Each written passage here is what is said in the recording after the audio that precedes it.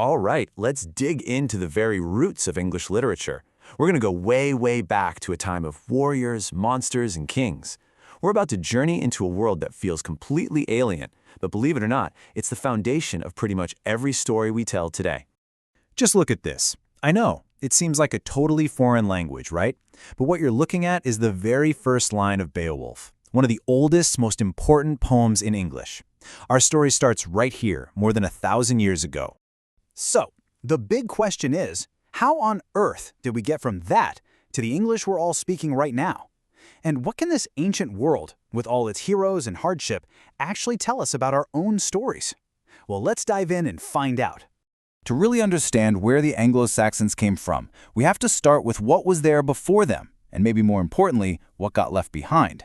See, our story doesn't start with a birth, but with the epic collapse of an empire. Okay, so for almost 400 years, Britain was a Roman province. It was organized, it was stable, but then, around 410 CE, the legions just packed up and left. This left the island totally exposed, creating this massive power vacuum. And into that gap floated waves of new people from what we now call Germany and Denmark, the Angles, the Saxons, and the Jutes. And man, what a change that was. It was a complete flip. The centralized, literate, Christian world of Roman Britain, with its fancy stone villas and roads, it was completely replaced by something else, a patchwork of pagan, tribal kingdoms. Their communities were built around these big wooden halls, where history wasn't written down, it was spoken, and it was sung. So this wasn't just a political shift, it was a total reshaping of a culture's values. Everything was now built around their gods, a powerful sense of fate, and the incredible power of the spoken word. At the absolute heart of Anglo-Saxon life was the warrior code. Loyalty to your king and to your family, that was everything. Your reputation, which you earned through strength and courage in battle, was the most valuable thing you had. And the people who kept that reputation alive were the bards, or scops. You can think of them as the living, breathing hard drives of their culture. And central to their whole worldview was this concept of word. Now, this wasn't just fate like we think of it.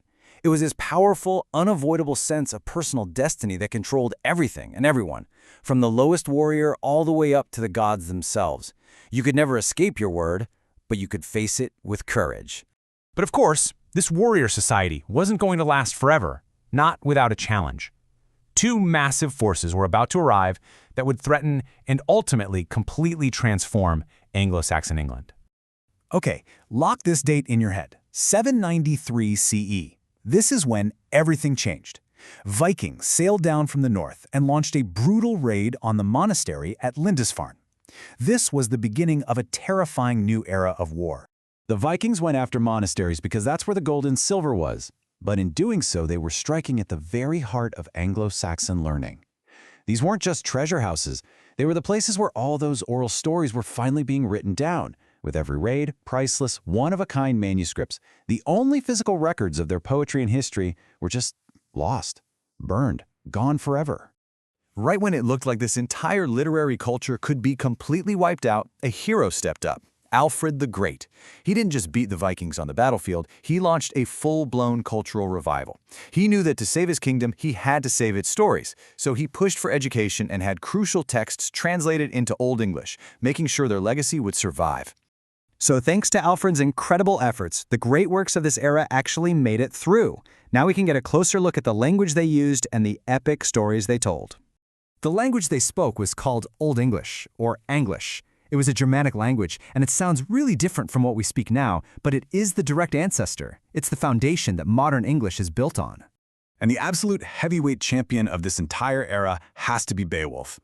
It's the classic hero's journey, right?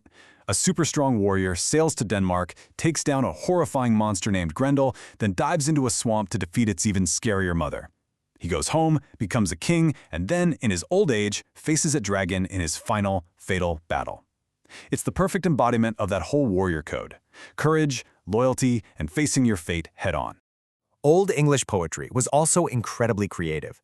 Just check out this poetic device they used called a kenning. Instead of just saying the sea, a poet might call it the Hronraid, which literally means whale road. How cool is that? It's not just for flair. These vivid, memorable phrases helped paint a picture in the listener's mind and made it easier for the scop to remember these huge, epic poems. But hey, it wasn't all about heroic monster slaying. Anglo-Saxon poetry also had this really deep, melancholic, and reflective side that captured the brutal realities of their world. In total contrast to the heroic action of Beowulf, you get these poems like The Wanderer and The Seafarer, and they are just filled with this profound sense of loss. They tell stories of lonely exiles, men cut off from their communities, thinking back to the warmth and laughter of the mead hall while they're stuck out in the freezing, brutal sea. They're a powerful reminder of a life that was often defined by hardship and a constant search for a place to belong. So, how did they make these poems sound so powerful when spoken aloud? Well, the Scots used a technique called a caesura. Basically, it's a strong dramatic pause right in the middle of a line. It creates this heavy, rhythmic beat. Think of it like the drum beat of the poem. It gave it this musical quality that made it way easier to memorize and just captivating to listen to in a crowded hall. So when you step back and look at the whole story, it's pretty incredible, right? Out of the actual ruins of the Roman Empire, this tribal warrior culture forged a brand new language and a body of literature that was tough, it was heroic, and it was deeply, deeply human. Which leaves us with a final question to think about. From lone heroes fighting impossible odds, to epic tales of good versus evil, and that constant human search for a place to call home. How many of the echoes of this lost world do we still see and hear in the stories we tell ourselves today?